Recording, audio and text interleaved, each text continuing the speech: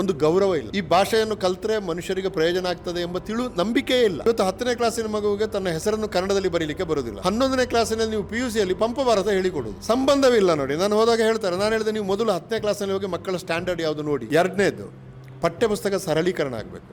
ಇವತ್ತು ನಾವು ಕನ್ನಡ ಪಠ್ಯಪುಸ್ತಕಗಳಲ್ಲಿ ಹೇಳಿಕೊಡುವ ಗ್ರಾಮರ್ಗಳು, ಸಮಾಸಗಳು, ಸಂಧಿಗಳು ಯಾಕೆ ಬೇಕು ಸ್ವಾಮಿ ಮಕ್ಕಳಿಗೆ? ಕನ್ನಡ ಮಾತೃಭಾಷೆ ಆಗಿರುವವರೇ ಕನ್ನಡದಲ್ಲಿ ಫೇಲ್ ಆಗಿದೆ ಅಂತಂದಾಗ ಒಂದು ವಿಷಯ ಗಮನಿಸಿ. ಕನ್ನಡ, ಉಡುಪಿ, ದಕ್ಷಿಣ ಕನ್ನಡ, ಇಲ್ಲಿಯ 90% ಮಕ್ಕಳು ಮಾತೃಭಾಷೆ ಕನ್ನಡ ಅಲ್ಲ. ಆದರೆ ಶಾಲೆಗೆ ಹೋದಾಗ ಪಾಸ್ ಪರ್ಸೆಂಟೇಜ್ ಕನ್ನಡದಲ್ಲಿ ಹೈಯೆಸ್ಟ್. ಮಂಡ್ಯ ಮತ್ತು ಮೈಸೂರಿನಲ್ಲಿ ಮಾತೃಭಾಷೆ ಕನ್ನಡವೇ ಮಕ್ಕಳು, ಆದರೆ ಪಾಸ್ ಪರ್ಸೆಂಟೇಜ್ 67%. ಅಥವಾ ಅವನು ಗೀತ ಅಂತ ಹೇಳಬಾರದು, ಅಷ್ಟೇ ಭಾಷೆಯಲ್ಲಿ ತಪ್ಪಿರುವುದು.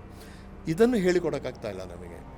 ಆಮೇಲೆ ನಾವು ಇವತ್ತಿನ ಸಮಾಜದಲ್ಲಿ ಬಳಸುವಂಥ ಕನ್ನಡ ಮತ್ತು ಪಠ್ಯಪುಸ್ತಕದಲ್ಲಿ ಬಳಸುವ ಕನ್ನಡಕ್ಕೆ ಸಂಬಂಧವೇ ಇಲ್ಲ. ಸುಮ್ಮನೆ ಅದು ಉದಾಹರಣೆ ಹೇಳ್ತೀನಿ ನಾನು. ಈಗ ನಾನು ನಾಳೆ ಬರ್ತೇನೆ, ನಮ್ಮ ಪಠ್ಯಪುಸ್ತಕದಲ್ಲಿ ಭವಿಷ್ಯತ್ ಕಾಲಕ್ಕೆ ಏನು ಹೇಳ್ತಾರೆ, ನಾನು ನಾಳೆ ಬರುವೆನು. ಯಾರಾದರೂ ಕನ್ನಡದಲ್ಲಿ ಹಾಗೆ ಮಾತಾಡೋದು ಕೇಳಿದಿರ ನೀವು? ಬೇರೆ ಕ್ರಿಯಾಪದವೇ ಬೇಡ. ಅದು ಗೋಡೆ, ಅದು ರೈಲು, ಇದು ಹಾಲು, ಅದು ಪುಸ್ತಕ, ಇವರು ಅಪ್ಪ, ಇವಳು ಅಮ್ಮ, ಇವಳು ಅಕ್ಕ, ಇವರು ಮೇಷ್ಟ್ರು. 30% ಕನ್ನಡ ಬಂತು ಸ್ವಾಮಿ. ಸರ್ವನಾಮ ಮತ್ತು ನಾಮಪದ ಕರೆಕ್ಟಾಗಿ ಹೇಳಿಕೊಟ್ರೆ 30% ಕನ್ನಡ ಬಂತು. ಹಿಡಿಸುಡಿ, ಕಸದ ಬುಟ್ಟಿ. ನಾವು ದಿನನಿತ್ಯದಲ್ಲಿ ನಮ್ಮ ಮನೆಯಲ್ಲಿ ಬಳಸುವ ಪದಗಳು ಪಠ್ಯಪುಸ್ತಕಕ್ಕೆ ಬರಬೇಕು. ಅನಗತ್ಯವಾದ ಪದಗಳು ಬೇಡ. ಟೀಚರ್ಗಳು ಬೇಕಾದಷ್ಟು ಇಲ್ಲ, ಸಂಖ್ಯೆಯಲ್ಲಿ ಇಲ್ಲ. ಆದ್ದರಿಂದ ಯಾರೋ ಒಬ್ಬ ಸೈನ್ಸ್ ಮೇಷ್ಟ್ರು ಇವತ್ತು ಮೇಷ್ಟ್ರು ಬರಲಿಲ್ಲಪ್ಪ, ನೀನು ಕನ್ನಡ ಪಾಠ ಮಾಡು. ಕನ್ನಡ ಪಾಠವನ್ನು ಕನ್ನಡ ಮೇಷ್ಟ್ರುಗಳೇ ಮಾಡಬೇಕು. ಕನ್ನಡ ಮೇಷ್ಟ್ರುಗಳ ನೇಮಕಾತಿ ಆಗಬೇಕು. ಆದ್ದರಿಂದ ನೀವು ರಾಜ್ಯ ಭಾಷೆಯಲ್ಲಿ ಪಾಠ ಮಾಡಿ ಅರ್ಥ ಆಗದಿದ್ರೆ ಮಕ್ಕಳ ಹತ್ರ ಯಾನು ಪಂಡಿನನಿಗೆ ಅರ್ಥ ಅಂಡಮಾರ ಅಂತ ತುಳುವಲ್ಲಿ ಕೇಳಬೇಕು, ಇಲ್ಲ ಬ್ಯಾರಿ ಭಾಷೆಯಲ್ಲಿ ಕೇಳಬೇಕು. ಇತ್ತೀಚೆಗಷ್ಟೇ SSLC ಪರೀಕ್ಷೆ ನಡೆದಿದೆ. ಫಲಿತಾಂಶ ಕೂಡ ಬಂದಿದೆ. ಫಲಿತಾಂಶದಲ್ಲಿ 12% ವಿದ್ಯಾರ್ಥಿಗಳು ಕನ್ನಡ ಪರೀಕ್ಷೆಯಲ್ಲಿ ಫೇಲ್ ಆಗಿದ್ದಾರೆ. ಅಂದರೆ ಒಂದು ಪರೀಕ್ಷೆಯಲ್ಲಿ ಫೇಲ್ ಆಗಿದ್ದಾರೆ ಅಂದರೆ ಬಹಳಷ್ಟು ವಿದ್ಯಾರ್ಥಿಗಳ ಭವಿಷ್ಯ ಅಲ್ಲಿಗೆ ಸ್ಟಾಪ್ ಆಯಿತು ಅಂತ. ಅಂದರೆ ಒಂದು ಭಾಷೆಯ ಕಾರಣಕ್ಕಾಗಿ ವಿದ್ಯಾರ್ಥಿಗಳು ಫೇಲ್ ಆಗುವುದು ಮತ್ತು ಅವರ ಭವಿಷ್ಯವನ್ನು ನಿಲ್ಲಿಸುವುದು ಎಷ್ಟರ ಮಟ್ಟಿಗೆ ಸಮಂಜಸ ಅನ್ನುವಂಥ ಪ್ರಶ್ನೆ ಬರ್ತದೆ. ಮತ್ತು ಈ ಕನ್ನಡ ಭಾಷೆಯಲ್ಲಿ ಫೇಲ್ ಆಗದೇ ಇರುವ ದೃಷ್ಟಿಯಲ್ಲಿ ಕನ್ನಡ ಅಭಿವೃದ್ಧಿ ಪ್ರಾಧಿಕಾರ ಏನು ಕೆಲಸ ಮಾಡ್ತಾ ಇದೆ, ಏನು ಕೆಲಸ ಮಾಡಬೇಕು ಅನ್ನುವಂಥದ್ದು ಕೂಡ ನಮಗೆ ಎದುರುಗಡೆ ಬರ್ತದೆ. ನೀವೇನು ಹೇಳ್ತಾ ಇದ್ದೀರಲ್ಲ, ಈ ಸಮಸ್ಯೆಯನ್ನು ನಾವು ಕರ್ನಾಟಕದ ಚೌಕಟ್ಟಲ್ಲಿ ಇಟ್ಟು ಮಾತ್ರ ನೋಡೋಕ್ಕಾಗಲ್ಲ. ಇವತ್ತು ಭಾಷೆ ಮತ್ತು ತತ್ವಶಾಸ್ತ್ರದ ಪತನ ಜಗತ್ತಿನಾದ್ಯಂತ ನಡೀತಾ ಇದೆ. ಯಾಕೆ ಅಂತಂದ್ರೆ 1992ರ ಅನಂತರ ಬೆಳೆದಂತ ಜಾಗತೀಕರಣ ಏನಿದೆ ಅದು ದೇಶಗಳ, ರಾಜ್ಯಗಳ ಗಡಿಗಳನ್ನು ಸಡಿಲ ಮಾಡಿದೆ.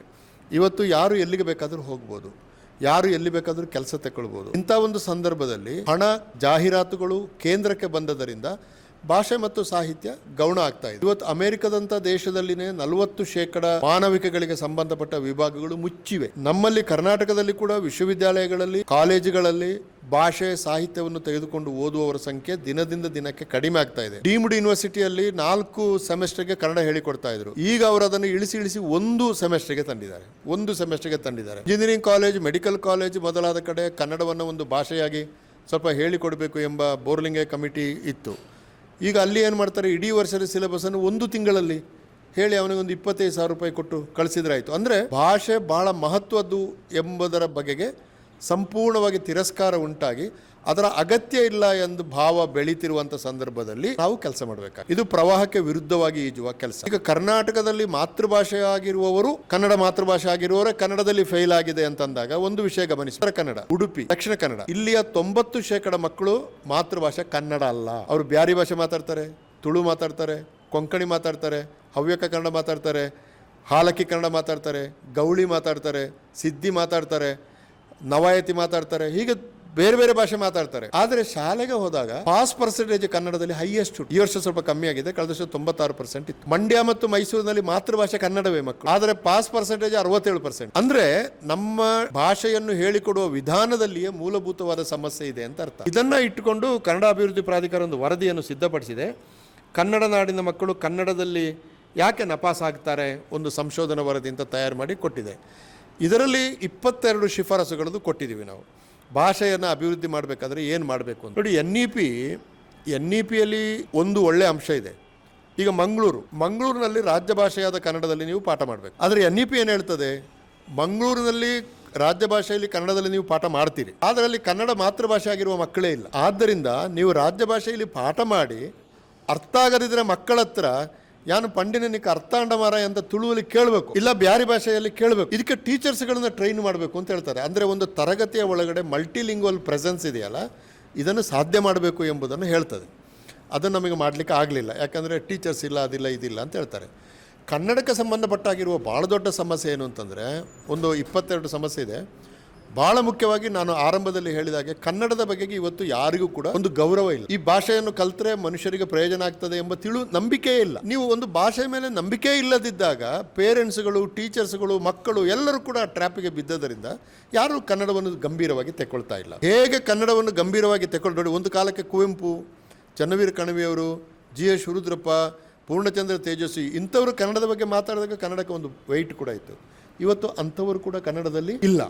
ಹಾಗಾಗಿ ಅದು ಒಂದು ತೊಂದರೆ. ಏನೇ ಇರಲಿ, ನಾವು ಕೊಟ್ಟ ಶಿಫಾರಸುಗಳಲ್ಲಿ ಒಂದು, ಕನ್ನಡವನ್ನು 1ನೇಯಿಂದ 10ನೇ ಕ್ಲಾಸಿನವರೆಗೆ ಏನು ಹೇಳಿಕೊಡ್ತಾರೆ ಅಲ್ಲಿ ಒಂದು ಪಠ್ಯ ಪುಸ್ತಕಗಳನ್ನು ನಾವು ಮೊದಲು ಪರಿಷ್ಕರಣೆ ಮಾಡಬೇಕು. ಈಗ 1ನೇಯಿಂದ 7ನೇ ಕ್ಲಾಸಿನವರೆಗೆ ಪಠ್ಯ ಪುಸ್ತಕ ಒಂದು ಕಮಿಟಿ ಮಾಡ್ತದೆ, 8ನೇಯಿಂದ 10ರವರೆಗೆ ಒಬ್ಬರು ಮಾಡ್ತಾರೆ, PUCಗೆ ಬೇರೆ ಮಾಡ್ತಾರೆ. ಈ 3 ತಂಡಗಳ ನಡುವೆ ಕೋಆರ್ಡಿನೇಷನ್ ಇಲ್ಲ. ಇವತ್ತು 10ನೇ ಕ್ಲಾಸಿನ ಮಗುವಿಗೆ ತನ್ನ ಹೆಸರನ್ನು ಕನ್ನಡದಲ್ಲಿ ಬರೀಲಿಕ್ಕೆ ಬರುವುದಿಲ್ಲ. 11ನೇ ಕ್ಲಾಸಿನಲ್ಲಿ ನೀವು PUCಯಲ್ಲಿ ಪಂಪ ಭಾರತ ಹೇಳಿಕೊಡುವುದು ಸಂಬಂಧವಿಲ್ಲ. ನೋಡಿ, ನಾನು ಹೋದಾಗ ಹೇಳ್ತಾರೆ, ನಾನು ಹೇಳಿದೆ ನೀವು ಮೊದಲು 10ನೇ ಕ್ಲಾಸಿನಲ್ಲಿ ಹೋಗಿ ಮಕ್ಕಳ ಸ್ಟ್ಯಾಂಡರ್ಡ್ ಯಾವುದು ನೋಡಿ, ಅವರ ಕನ್ನಡ ಲೆವೆಲ್ ಯಾವುದು. ಈಗ 0 level, intermediate level, advance level ಇದೆ.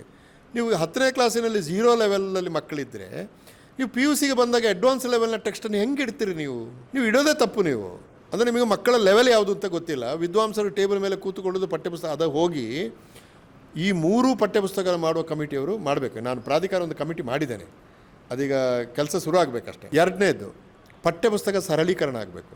ಇವತ್ತು ನಾವು ಕನ್ನಡ ಪಠ್ಯಪುಸ್ತಕಗಳಲ್ಲಿ ಹೇಳಿಕೊಡುವ ಗ್ರಾಮರ್ಗಳು, ಸಮಾಸಗಳು, ಸಂಧಿಗಳು ಯಾಕೆ ಬೇಕು ಸ್ವಾಮಿ?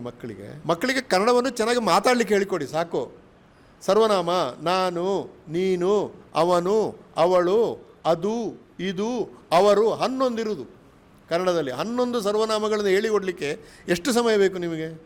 ಸರಿ ಹೇಳಿಕೊಟ್ರೆ 1 ವಾರ ಸಾಕು, ಇಡೀ ವರ್ಷ ಹೇಳಿಕೊಡ್ತಾರೆ. ಅದನ್ನು ಹೇಳಿಕೊಡುವ ಕ್ರಮ ಸರಿ ಇಲ್ಲ ಅಂತ ಹೇಳೋದು ನಾನು. ಅದಕ್ಕೆ ಮಾತೃಭಾಷೆ ಅಲ್ಲದ ಮಕ್ಕಳು ದಕ್ಷಿಣ ಕನ್ನಡದಲ್ಲಿ ಪಾಸ್ ಆಗ್ತಾರೆ, ಮಾತೃಭಾಷೆ ಆಗಿರುವವರು ಕನ್ನಡದಲ್ಲಿ ಫೇಲ್ ಆಗ್ತಾರೆ ಅಂತ ಇದು.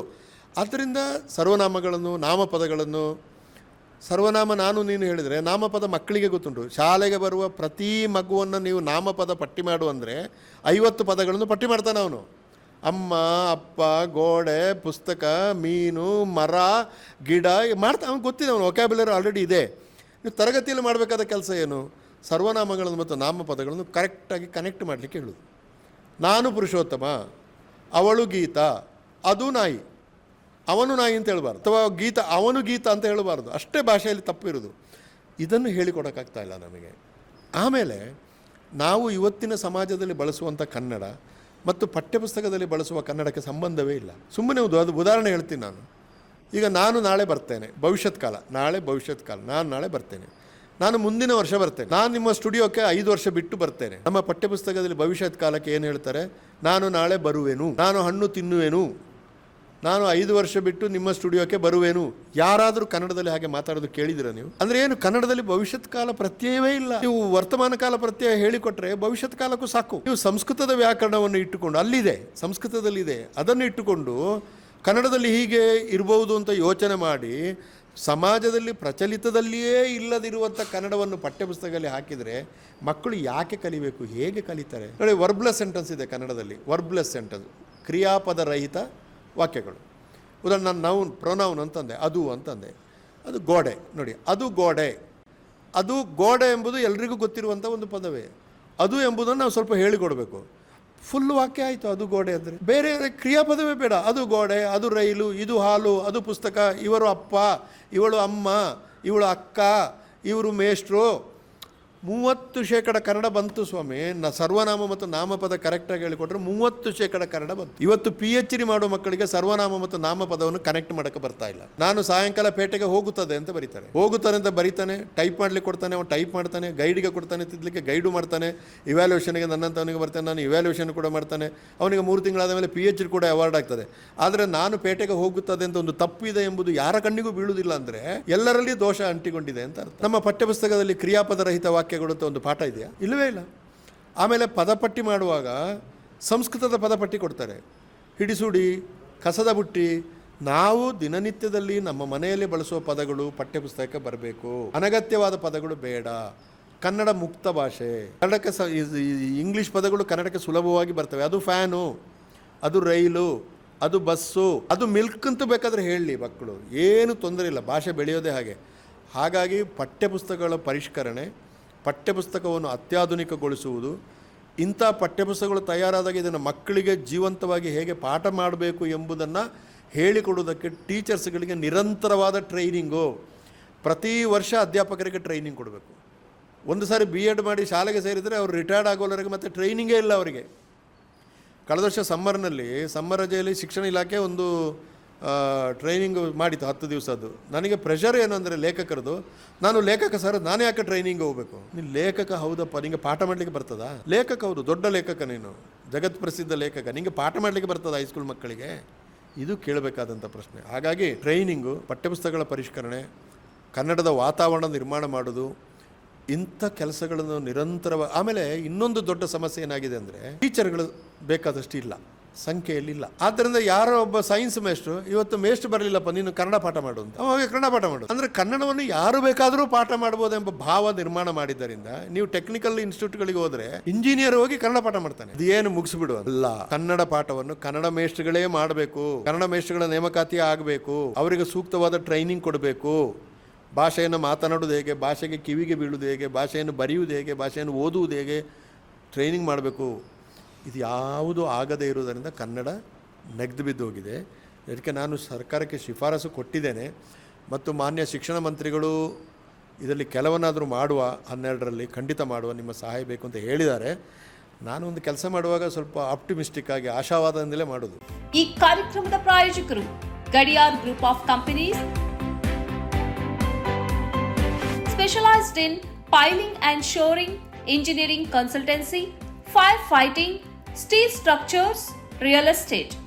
Office, SIT Tower, Silicon Oasis, Dubai, UAE. ಸ್ನೇಹಿತರೆ, ನಿಮ್ಮ ಅದ್ಭುತ ಬೆಂಬಲದಿಂದ ಸನ್ಮಾರ್ಗ ನ್ಯೂಸ್ ಚಾನೆಲ್ ಈಗ 2 ಲಕ್ಷ ಸಬ್ಸ್ಕ್ರೈಬರ್ಗಳನ್ನು ದಾಟಿದೆ. ಇದು ನಮ್ಮ ಯಶಸ್ಸಲ್ಲ, ಇದು ನಿಮ್ಮ ಯಶಸ್ಸು. ನಮ್ಮ ಮುಂದಿನ ಗುರಿ 4 ಲಕ್ಷ. ಇದು ಕಷ್ಟವಲ್ಲ. ನೀವು ಮಾಡಬೇಕಾದದ್ದು ಸಿಂಪಲ್. ನೀವು ಸನ್ಮಾರ್ಗ ನ್ಯೂಸ್ ಚಾನೆಲ್ ವಿಡಿಯೋವನ್ನ ನಿಮ್ಮ ಸ್ನೇಹಿತರಿಗೆ, ಕುಟುಂಬದವರೊಂದಿಗೆ ಹಂಚಿಕೊಳ್ಳಿ ಮತ್ತು ಅವರಲ್ಲೂ ಸಬ್ಸ್ಕ್ರೈಬ್ ಮಾಡಲು ಹೇಳಿ. ನೀವು ಶಕ್ತಿಯನ್ನು ಕೊಡಿ, ನಾವು ನಿಖರ ಸುದ್ದಿ ಕೊಡ್ತೇವೆ. ಧನ್ಯವಾದಗಳು.